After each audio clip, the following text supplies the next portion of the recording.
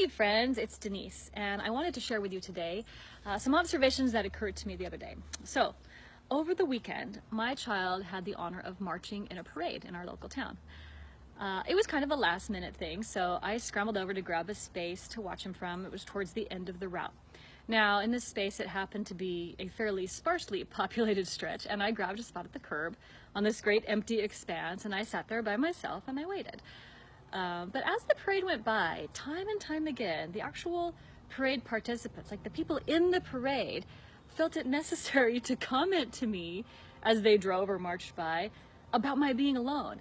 They would say something like, "Oh, lady, you're out here all alone," or "Smile over there by yourself," you know. And it made me start to wonder if I looked fairly pathetic occupying this little section of the curb without a companion. Like, why the pity? It was very strange. But it got me to thinking, like, right now we are in a time where social connection is everything. We are all hooked in on social media. We thrive on that social validation. We seek that connectedness, even if removed, as a part of our relationships now. And these interactions can be extremely fulfilling. So even with that lack of physical togetherness, we're still always connected. I mean, how often do you see someone sitting alone these days who's not like looking down at their phone, right? And perhaps that's why I seemed a little out of place to these parade people.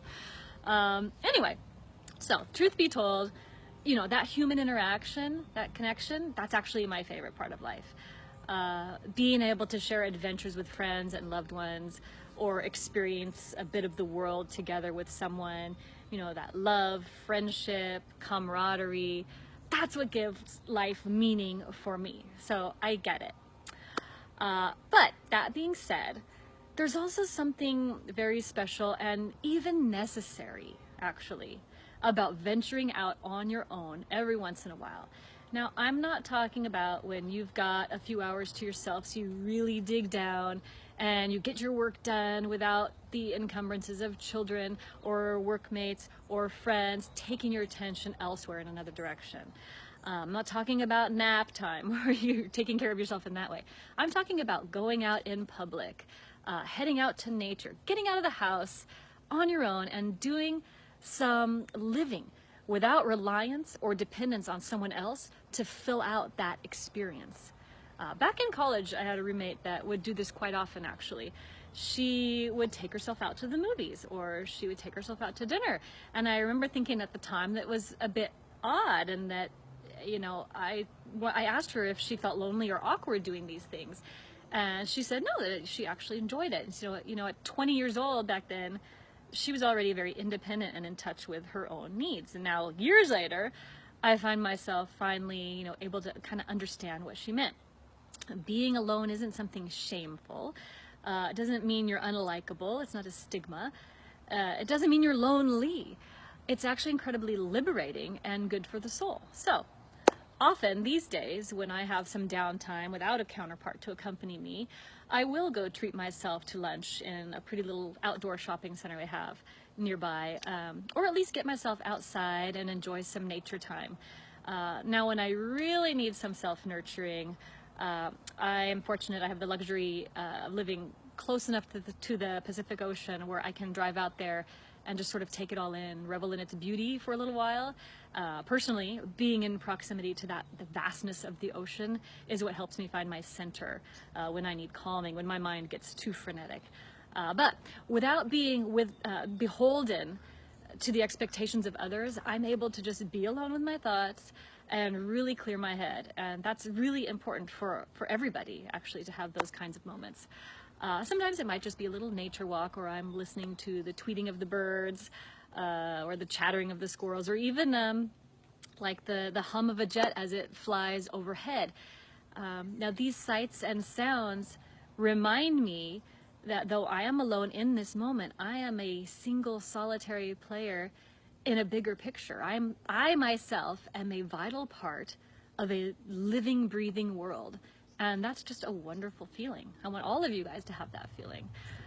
So next time that you find yourself with a few hours of promised solitude, here's a few reasons why I would encourage you to go out on your own, all alone, by yourself, and do something that you would normally do with a friend or a companion. Now, I'm going to give you a few reasons why this is going to have some great effects on you. Okay, number one, solitude is a great way to get in touch with what your priorities and values are. When you have time to focus on just your own needs, you can really get to know yourself. And then you're better able to foster that self-care that you deserve. You know, it makes you a better person. Also, being on your own inspires creativity. Without outside interference, we can really tap into those creative processes, and that's where inspiration comes from, in those quiet moments. Another reason, though this may seem a little bit silly, but it's important, is that conquering these kinds of activities alone that you would normally do with other people, they can give you a boost in confidence, a feeling of independence, accomplishment. And in a world where we are in constant connection and movement and connecting with one another, this is important now more than ever, that sense of independence.